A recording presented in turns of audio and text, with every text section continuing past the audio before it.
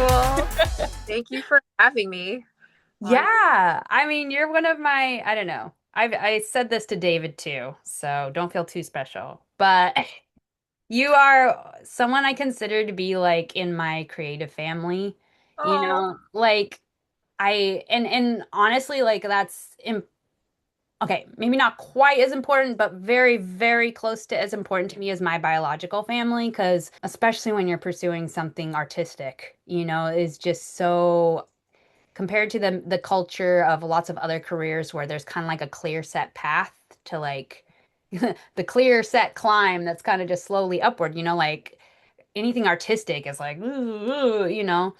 Um so anyway, all that to say, like you are one person that you are one of a few people that like really kind of like entered that creative family and someone that I'm like I have to stay connected with this girl. So, thank Oh, you. you're welcome, and thank you. No, I feel very honored and privileged to have people in my life here that like you, that always creating wonderful things and like, there's a lot of people who identify as actors, but then you ask them like what they're working on or anything, and it's nothing. So I really, really admire you for making.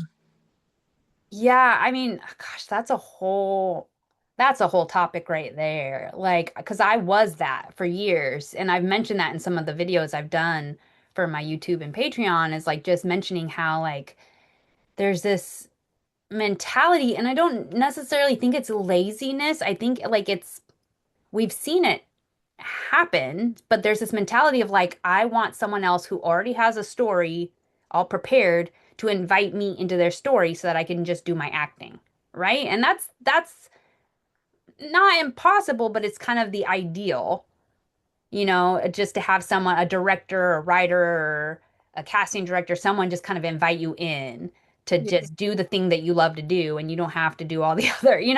It's possible, but I've learned through my process that it's not the most likely scenario. And it wasn't until I started just kind of sucking it up and doing some of the uncomfortable stuff that I don't like to do as much. And then that balance between like, I don't want to push myself too far that direction to where I start hating it, right? Because I'm doing too much of what I don't like to do. And then it just kind of steals. So it's like this fine balance between discomfort and like pushing yourself too hard and too often into a place that's not just discomfort, it's like kind of harmful to your mental health. Yeah. Um, Yeah. And it's like, I don't blame you. It's like, it's so hard to make something from scratch. As someone who's made like a few like very low budget shorts, um, like to write something that you think is good enough to release into the world is really hard. So of course, like everyone just wants to, it is ideal if we just do what we're good at doing. right. The one piece of the puzzle that we like really love and feel confident in, but that's often not the path for a creative, especially these days. Yeah. But but okay, so I'm trying to remember how I even met you. I feel so bad. I know it was somewhere in the storyteller's studio world. We had the same acting coach. We were in the same acting studio. But do you remember when we actually met? I don't remember the first class, but I know because I was still living in the Philippines at the time and I was doing like Right. during pandemic and I was doing class over Zoom. And maybe it was the first time I ever met you, but I don't think it was, but I will forever associate you Oh no. with you brought in a medical commercial you had prepared. Oh no. It was great. I don't know if I'm allowed to say what it was, but I Was guess it an actual audition or was it just an assignment from Sean? I think it was an assignment. It was for Humira. Oh no. Associate you with that like forever. Oh no.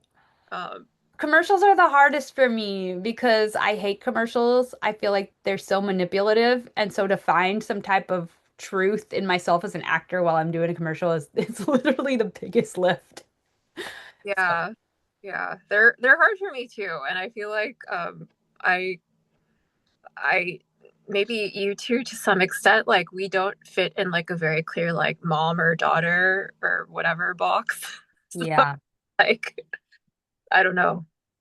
Yeah. At But least I don't feel like I do. I don't know. I had a casting director tell me that I should play the this was the compliment of a century. She's like, "Oh yeah, there's these great actresses aging out of this niche, and you should totally swoop in on this niche." I don't know if I've told you this.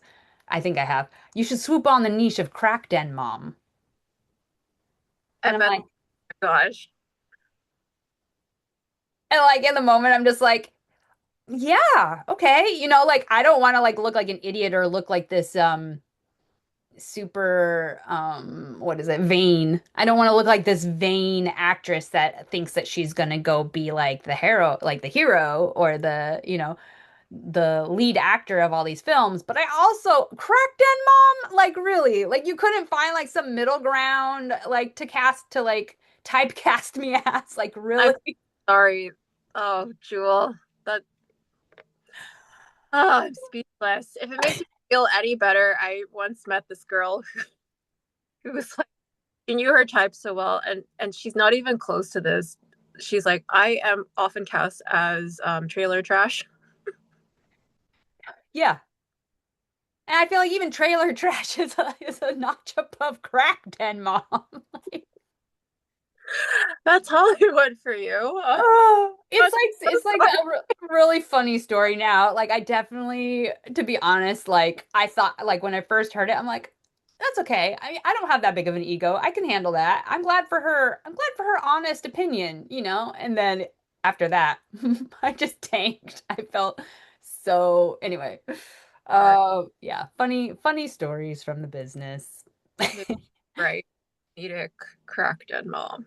So when I started to step into Reverberate, were you part of the team that I kind of reached out to kind of help me get it started? Were you there at the beginning, or did you just come in when we were ready to start filming? I can't remember. I think you were pretty close to starting to film. Uh, Okay. because truth be told, the Reverberate was my first time doing wardrobe. And since then, I've done a couple other projects, and like with increasing responsibilities. So thanks for taking a chance on me, Jewel. You're welcome. I had faith in you. No, I really just needed anyone to do wardrobe and like I had a feeling. I was like, I like clothes. That's no, literally, I mean, I trusted you as a person, but it was literally like about like who can do anything. yeah, yeah. Um, but I mean, that's part of the greatness of like just doing our own projects is like you got to start somewhere. And so there's certain things that you're like, okay, I need someone who actually has experience in these things, like the DP, the director of photography, and lighting and stuff like that. But then there's other, depending on the type of the film or the genre, there's other roles that you can just bring someone into. They've never done it, but then they get experience, and that's a perfect example. And I'm so glad that it was something that you were at least kind of interested in. It wasn't like I was asking you to do something that you're like, I hate doing this. I think originally because some of our other friends like wanted to PA, and I was like, oh, if you don't have anyone doing wardrobe, like I've always been curious about costume design and costume Oh, makeup. wait.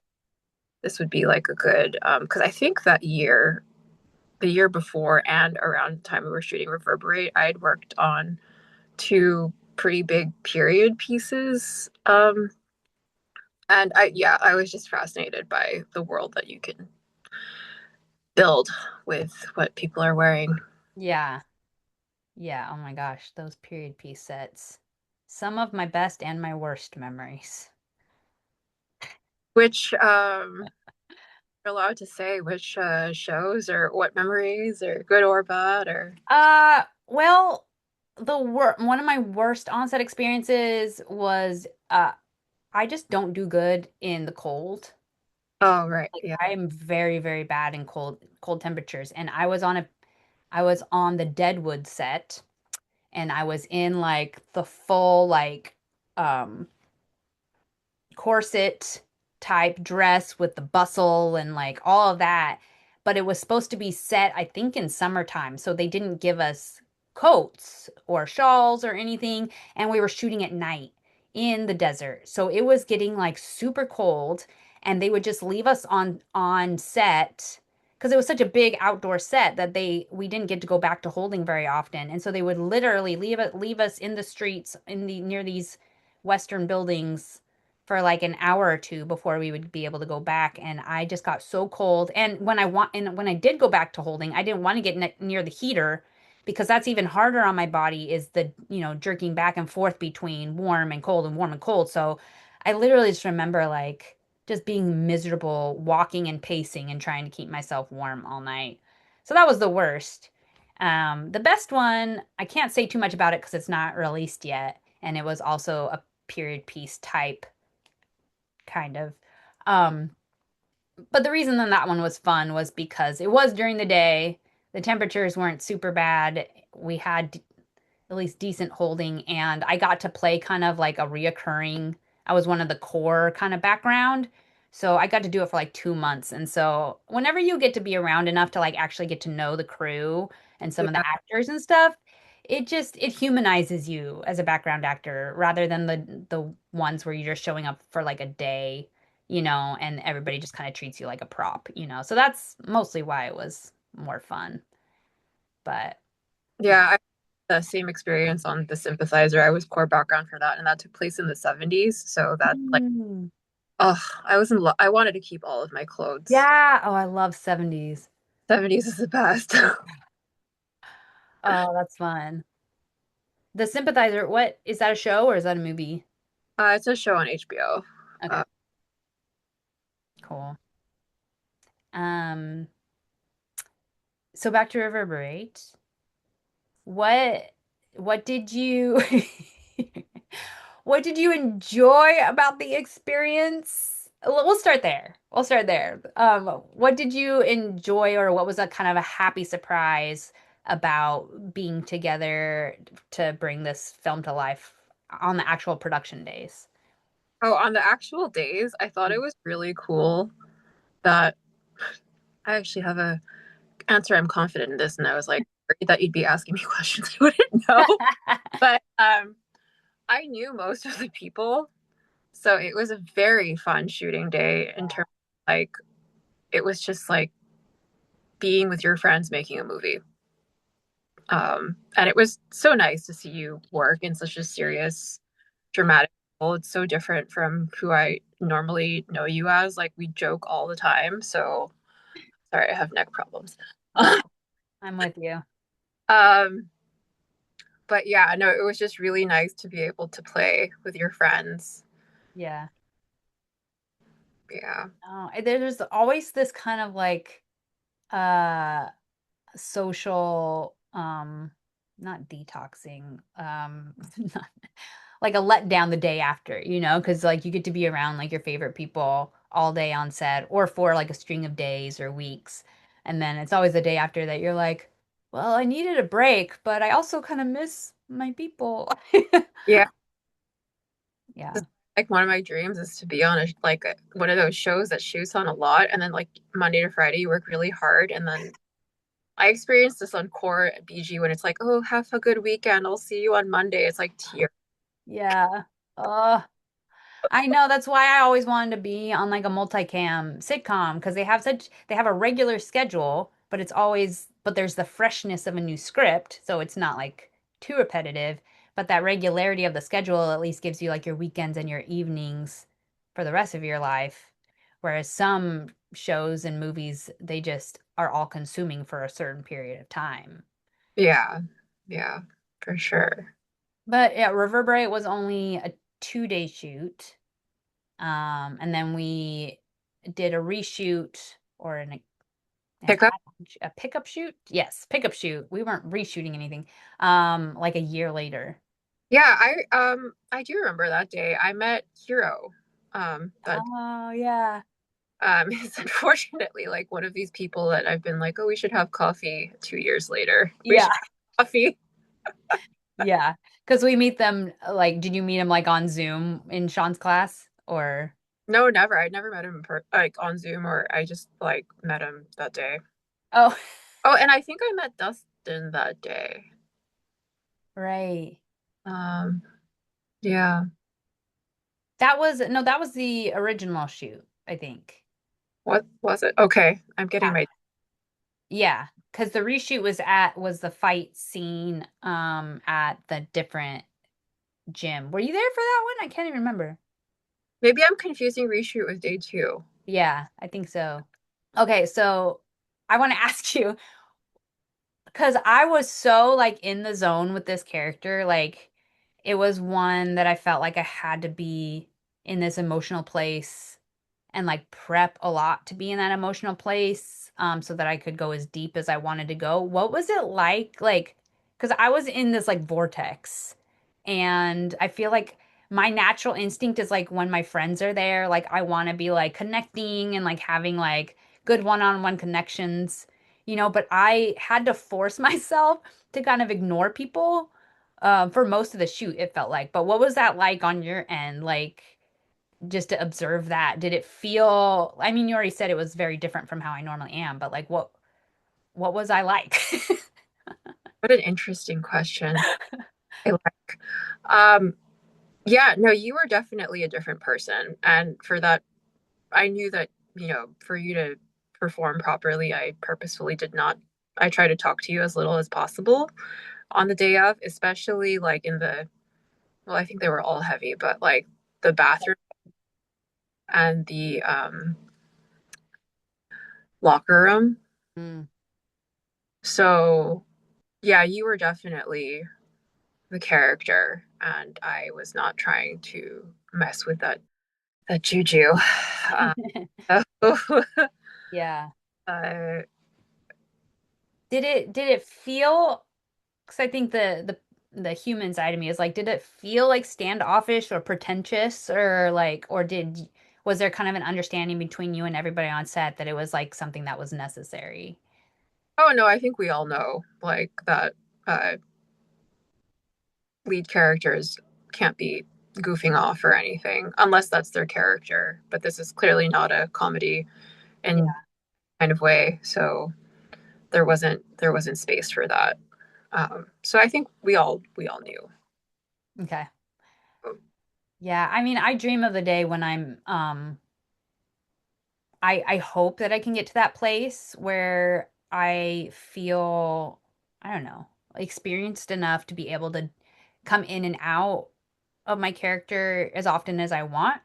And maybe it is just a genre thing, and maybe I'll have to be okay with it. But I do feel like there are some actors out there who are really good at turning it on and off, and they can like do a really heavy scene, and then as soon as you yell cut, they're like joking around, and then they can just like drop back in. And I don't know whether that's experience or more personality and just a certain talent, but I hope that I can get there one day because I like to be able to connect with people in between. Yeah, I think it's like you said, I think it depends a lot on the genre and the character that you're playing. Um, I had a deeper thought and then I lost it. Oh.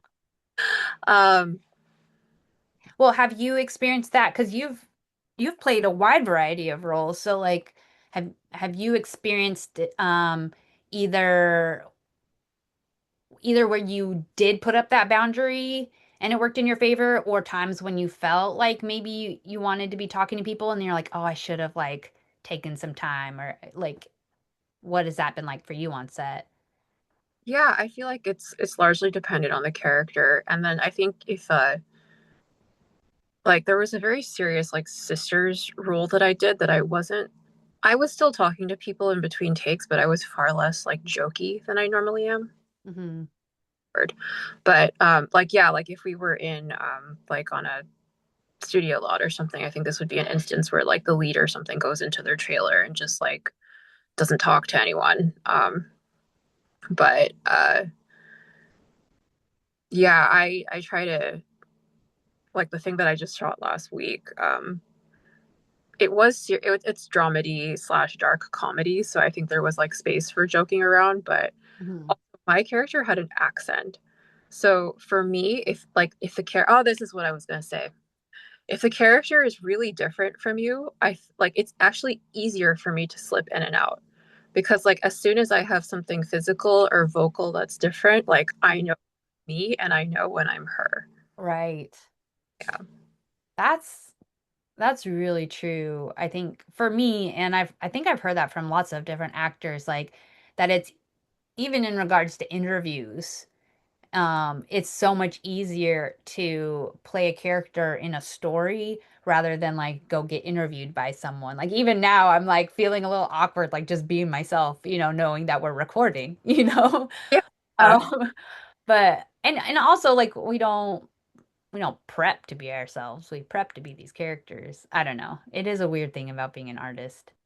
I was watching a master class with Natalie Portman the other day, and I really really liked because I like I said I have this idea of like, oh, when I'm experienced enough, then I'll be able to just bounce in and out. I won't need to like isolate myself, to get into character. But that might not necessarily be true. And I think it's so important for actors to find what works for them and be okay with it and not be afraid of offending people. I had the luxury of leaning on the fact that I knew most of you, Yeah. right? So I think I had that like comfort of being like, okay, I don't think that they're going to take this wrong and think that I'm just am being pretentious and hateful to not like talk to them, you know. Um, but if it was a crew full of people that I didn't know, I think that would have been really hard for me for my first lead role You're right. to trust you guys enough to be able to not even take up any mental energy with that. But what Natalie was saying was it's so important to be in communication with the actor that you're in the scene with, or any of the actors, because it's not always just one person, but to really be respectful of whatever their process is Hmm. and be in communication about it. Right. And I just loved her openness to it. It wasn't like, oh, well, the right way to do it is you need to like just be able to dip in and out, or the right way to do it is you need to be able to like just go and be alone and not care about, she was implying that there's this wide variety of what works for people to get into their character, and that a good actor actually is very flexible in helping the other actor with whatever works for them, and finding that balance. And I thought that that was so helpful and wise. Oh, that's really smart. Yeah. Yeah, because I think I would even think that like, okay, I have my process and you have your process, and we need to just do it, but like why don't we communicate it? Like because we have to work together. This is a collaboration.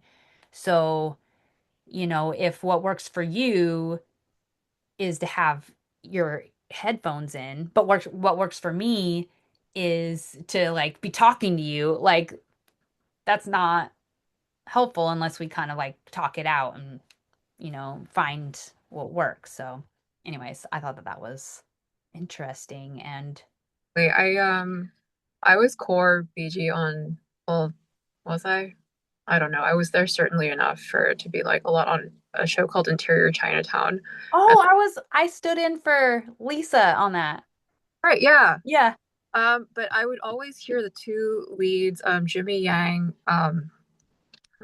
I'm so sorry. He's very famous, and his name is escaping me right now. They would talk, and it was very like they would care for each other in a sense, like, do you need me to railroad your line, or like, am I moving too far? I could hear that, like, really, like, Wow. Wow, that's so cool. yeah. I feel like that is what really builds safety and trust. And it really is so hard when it's I speak like I have this experience. I assume that it's hard when you're like a day player, right? When you're like just someone who's coming in, and then there's someone else who is an actor that is there for the whole shoot, and that you're in a scene together. I assume it's very hard for the day player to feel comfortable enough to start that dialogue, right? Because you don't feel worthy. It's like, oh, you're the one that's like, I'm just here to help you and lift you up, But I think I, I don't know. I just think that that would be valuable on both ends to. learn how to do that. I want to learn how to do that, I guess is what you say. Just be communicative with my acting partner. Um, can you talk about the project that have you already filmed it? The your Oh, most my most recent project. Yeah, Yeah, so we shot last week a short film called Go Gentle, and it's exploring I think it's in like your kind of realm, the universe of like what violence does to men, what a life of violence does over a long period of time, because like so many movies have violence in them and have these characters who kind of like kill without consequence. So yeah. this explores like what happens to people who do that like in the long term. So I'm very excited for that to come out, and it's very serious, but it's also kind of like a dark comedy, Hmm. uh, which yeah, the writer and the director were really intentional about the story, and I'm so excited to see how it turns out. Oh, that's awesome. Did you shoot in LA? Yeah, we shot like in various like places in like Costa Mesa. Some of it was at the beach, some of it was um yeah, but yes, we shot in LA. Yeah. How was that a audition that you found for yourself? Was it one that was given to you by your agent? How'd that come about? Oh yeah, it was a self-submit. Yeah. Awesome. And you can't tell us what your role was like or anything or Yeah, I played a Hong Kong British Interpol agent, and which was like something I really like. This is like I would put it in a category of like dream roles that I've played. I got to use an accent and yeah. like explore this world of what that character has been through. Like she has a PhD, I don't. Surprise. Um, uh, yeah, and I had like several weeks to prepare the role, which was really nice. Oh, So wow. Yeah. like the time and space that a longer engagement like film can allow you to have. Yeah. And were you one of the like the main characters? I wasn't a lead, but I was like a larger supporting Large role. supporting, yeah. Well, that's main in my head, that's the main character. It's not like, the barista that's like, here's your coffee. Yeah. Oh my gosh. Of which I like right after it was like that year that Everything Everywhere All at Once won like everything at the Oscars, and I was doing background on Grey's Anatomy, and I handed a coffee cup to Harry Shum Jr. and immediately texted my family. I was like, "Oh my gosh, he was at the Oscars the day before, and then he showed up to work on Monday, and I handed him a fake cup of coffee." Did that make you feel special? Is that what you were telling your family? Or Kind of, and they did yeah. like they didn't know who he was. Oh yeah, yeah. I know. I want to tell like just funny stories, from set, but then I'm like, I don't want them to think I'm like name dropping. It was just normal to like bump into actors, that are recognizable faces. For celebrities now a lot more than before, because my mom basically knows like Julia Roberts and you know, Really? yeah. No, she doesn't watch that many movies, but I feel like now there's so many like people Yeah. like all the time like I don't know. Right, right. And I mean, that's just the internet, Yeah. probably. Like there used to be kind of like the stars, like that back in old Hollywood when it was like the studios would hire stars under contract, then it was just like you would expect to see the same faces on screen, and now it's just so many people and so many with music too. But Yeah. so, do you have any information on where we'll be able to see that film when it's out? Are you guys going to enter it into festivals? Do you know any of that? I do not know any of that, but out later this year. So I think it's going to go to festivals later this year. Our lead is from Mortal Kombat, Chris Oh, Casam. Yeah, so that's what he said on his socials. oh yeah, good. Uh, but yeah, I will certainly be posting it on mine. So if anyone watching this wants to follow me, I'm at Carolyn Ken on Instagram. Cool. I'll put that in video description as well. Thank you very much. Anyways, thanks for taking some time to go down memory lane and share a little bit about a first time filmmaker's experience. Yeah, of course. It was such a pleasure working with you, and I'm excited for this to become a feature, and I really, yeah, hope that happens. If you like want me to read, you don't have to put this in the, yeah, like I'll totally give notes if you're looking for some. Yeah, I mean, thanks for reminding me that I need to go back to the feature script and start working on it again. I busted out about like 40 pages. No, 60 pages. And I feel like there's a good, at least some bones there, but I haven't gone back yet. I'm sure Jim is waiting for me to do that too. So thanks for the reminder.